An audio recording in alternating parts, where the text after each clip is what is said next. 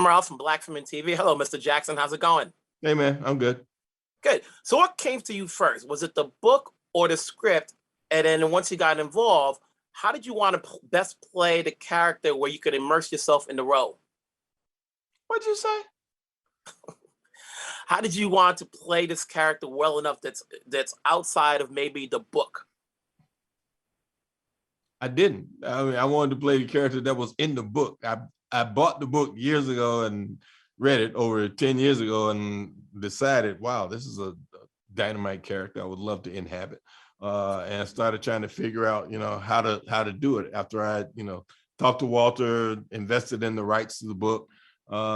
We hired writers. We had writers that weren't Walter to do it, so we've been trying to do it for a while. We, sold it to other entities that wanted to make it into an hour and a half movie. We're like, no, that's not possible. It's not possible to tell the story in that time, or the story that we want to tell. So it's been a long and arduous road that, I guess everything happens for a reason and happens the way it's supposed to happen, because we finally reached this place where we could put it into a streaming service that allowed the story to breathe so that you could tell it in the way that, gives an audience time to meet the people, understand the people, and cheer for them or not cheer for them.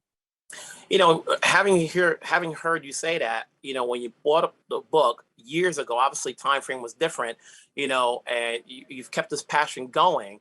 At the time you bought it, were you thinking at the time it was going to be a movie? Because, TV was different back then, and you kept the passion going to make it happen now, because we do have plenty of platforms that can give you that opportunity.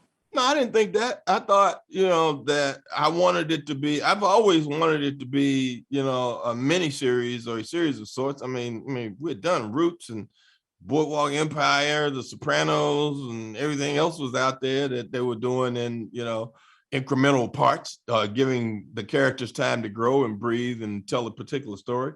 So I was always upset by the fact that, people were telling me that, well, we don't want to do a miniseries. It's like, so our lives aren't interesting enough to allow people to see them grow piece by piece by piece by piece, but all these other things are, so I was always reluctant to let somebody, do it in an hour and a half. So I was trying to find a way to make sure I was busy or too busy to even let that happen. Now, you've done so many roles over your career that obviously there have been articles about your appearance and how you look. For a series like this, where we get to see you in your 90s and your 40s and you're looking differently, do you have your own personal hairstylist that when you look at the script and you says, okay, this is how he's supposed to look, as opposed to you dealing with different hairstylists? Yeah, well, of course I do. Yeah, I've had Camille for a while. Camille Friend? Is that the other? I know who she is. She's awesome. But she studied under my original hairdresser, Robert Louis Stevenson, who did all the things from, Great White Hype and Ordell and all these other characters until I got to that, till he retired. Now she's the person. But I talked to her about my hair all the time and what we wanted to look like, or what this hairstyle should be, or whatever's going on through Mr. Glass and everything else. And then I have Jake Garber, my makeup artist, who I've been talking to him about making me, 100 years old for, I don't know, 6, 7, 8 years. So when this happened, we'd been talking about it so long, he had already made up in his mind who that guy was and what he was going to look like. So we were ready to go.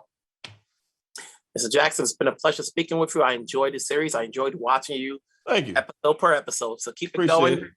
Talk to you next time. I'm down the road. All right, man. Thanks.